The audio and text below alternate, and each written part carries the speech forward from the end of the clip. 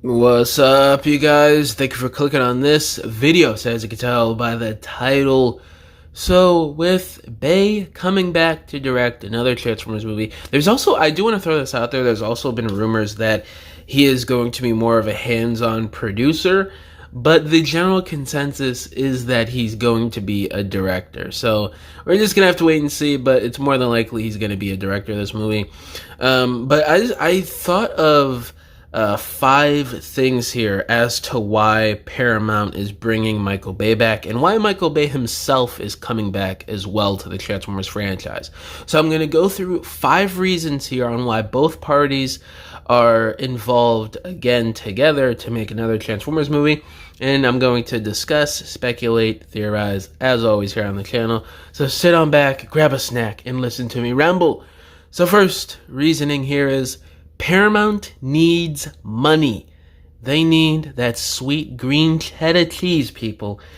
And they have not been getting it for the last, let's say 7 years since Bumblebee.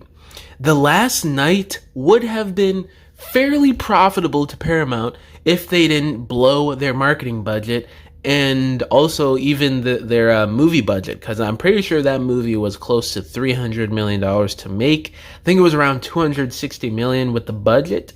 So yeah, if they kept it in line with the budgets to the previous movies, it wouldn't have been crazy profitable, but it would have been semi-profitable, and we probably would have gotten a sequel or two off of The Last Night. But history happened, and here we are.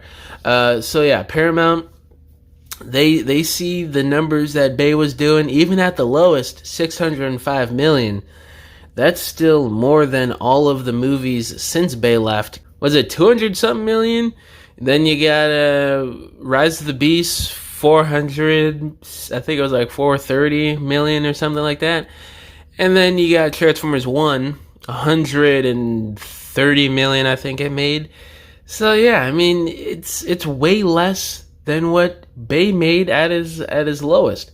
So if you look at the numbers, it's obvious they want that sweet Bay money back. And the next one here is Michael Bay himself. He needs a win. He needs money too, because if you've been following what he's been doing and what he's been saying, it's been harder for him to greenlight movies as of late because of just how the industry is nowadays, and more of an IP-based Hollywood, and just some of the blunders he's had the last few years. He's not the big box office juggernaut he once was, so it's more taxing on him to get movies greenlit for himself and make some bread and get his name out there again.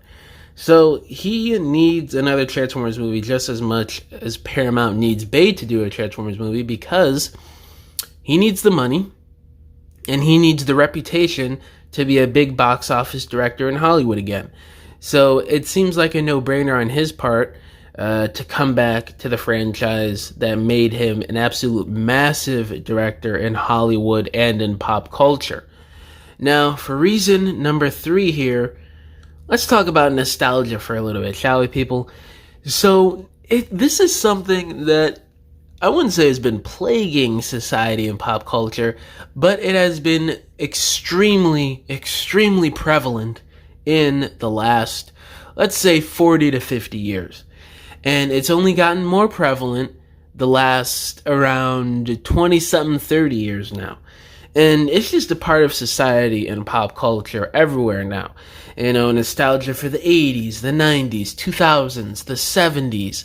The list goes on. And you look at social media today. You look at what goes viral with Transformers.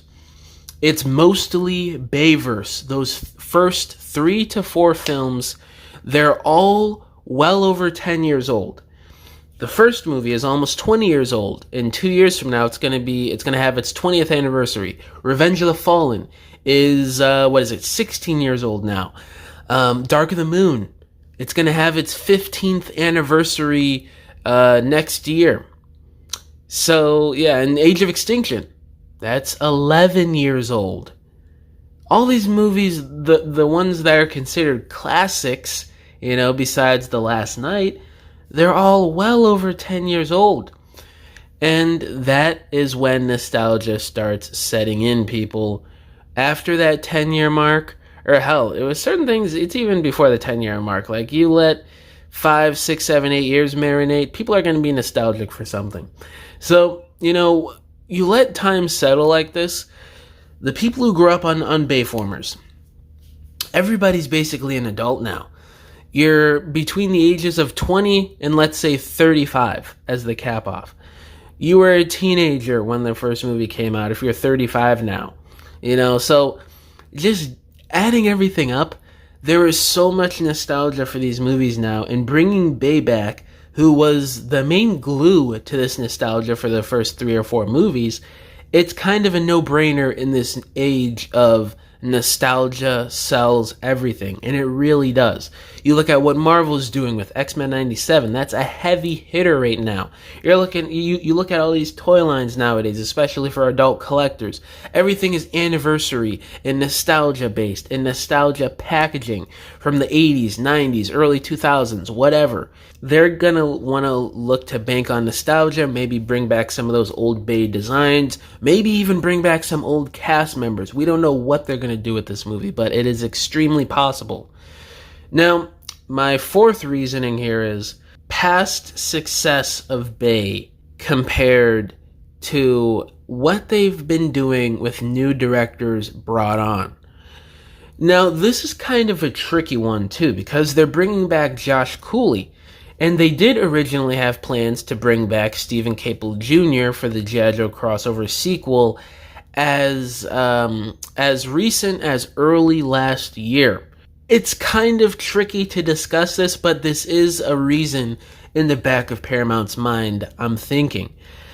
Because, if you're a suit over at Paramount, you're looking at things like this. After Bay left, the money decreased. Bumblebee made less, Rise of the Beast made less, Transformers 1 made less. And you look at Bay, man, his directing style, his name attached to this, it must have been a big draw. I'm not saying this is the right way to think over at Paramount. I'm just saying this is probably how these suits and people in charge of Paramount and Skydance now are thinking when they look at the numbers and they look at the patterns here with these movies going forward. And the pattern is bring back Bay so they could get back to that $605 million sweet, sweet cheddar cheese they were making not even 10 years ago. They want that fast. The Skydance merger just closed. They're looking to make some quick, easy money off the IPs that they already own. It was basically stated in that article a few days ago. They want to hit hard now that this merger is done. They're coming out with Star Trek, even a freaking World War Z sequel, Transformers, G.I. Joe, Ninja Turtles, whatever big IPs they own, they want to put out a movie because they need the money and they want the money. So to them, it's a no-brainer. Bring Bay back because these new directors aren't making anything for the corporation. And with Josh Cooley coming back, I think it's a case of, well, fans loved where he was going, and Paramount does want to put a little trust and do a little fan service as well. And you look at the reception online of Cooley, it's kind of a no-brainer as well to just bring him back just due to critical and fan reception, because Paramount needs that again with the Transformers franchise as well, because that's been really lost in the last 8 years. So that's why I think Cooley's back, just for critical and fan reception for whatever live-action movie comes next after the Bay one. And now, the fifth reason here is Michael Bay is willingly coming back to this franchise because he liked the idea that was presented. And I think he even pitched an idea to Paramount too. So I don't know what exactly is going on there, but what we do know is that he liked the idea enough to want to come back willingly this time. He wasn't either forced or given an incentive to come back to another Transformers movie. So that in itself is not only a great sign, but it's a sign that Paramount wants it so freaking bad, And Bay wants it really bad too, because he's not just gonna do something for no reason. You know, if you're a major Hollywood director, you're not just doing movies for no reason, unless if you're high, like Josh Trank was when he directed 2015 Fantastic Four. The whole idea of what's been reported that he wanted to come back because he liked the idea. This is just one of probably the main reason in itself that we're getting Bay back. Because if Paramount wanted him back, they would have asked him, but he probably would have said no if he didn't want to, because he didn't want to deal with another last night situation. But there's something here that we don't know about yet that's probably going to be announced fairly soon as to why this whole thing is happening and why he's coming back to the franchise. So either way, I'm really excited, guys. And yeah, these were my 5 reasons as to why we're seeing Michael Bay coming back to direct another Transformers movie.